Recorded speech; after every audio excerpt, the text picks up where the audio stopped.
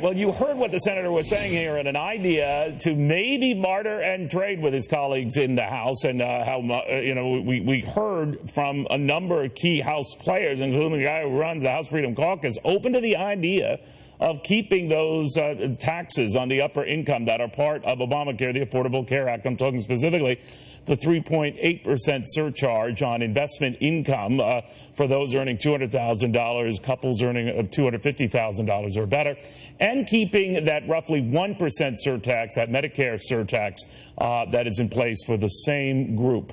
Reaction now from Independent Women's Forum, Carrie Lucas, and former Bush 43 Special Assistant Ron Christie.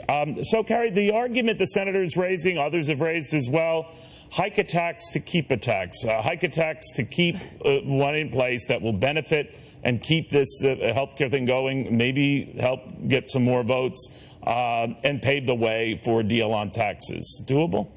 You know, I really respect that they're trying to find a way to make this happen and make progress in terms of repealing Obamacare. This isn't easy. It's not easy to fix our health care system, just like it's not easy to fix our tax system. So I think it's the American people, and particularly conservatives, we have to accept that we're not going to get everything we want this one time. We need to take a bite at this apple and hope for another bite at the apple down the road, get the best deal we can now. So you know, it's frustrating to hear about tax cuts that aren't going to happen, or repeals that might not take place this time. But we need to start moving in the right direction and get this process going. You know, Ron, the one thing that worries me, if you are a big tax cut enthusiast, and I understand the bartering that goes on back and forth, Ronald Reagan bartered some things in his that tax package in '86. But that the willingness, without even getting into negotiations, to already negotiate away, for example, a 15% corporate tax. We're told it's more like 20 to 25 before they even sat down. Rescind the House cut in all Obamacare-related taxes. Now 2 big ones will stay, largely, again, for the upper income.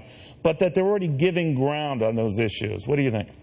Hey, Neil, I think that's right. It looks like the Republicans are negotiating against themselves, frankly.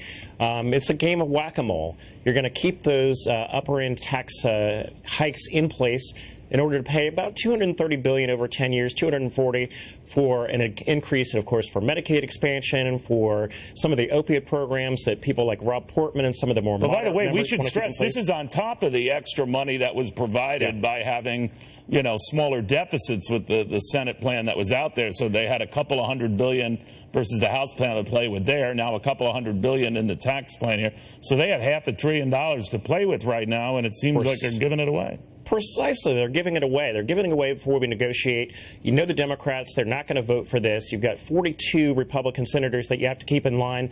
And it just seems to me, Neil, with $500 billion on the table and Republicans already making concessions, not looking at tax cuts, not looking to stimulate the economy here, and not keeping their promise of repealing some of these onerous provisions, seems to me that we're not actually negotiating from a good position of strength right now. All right, guys, I apologize for the breaking news. I want to thank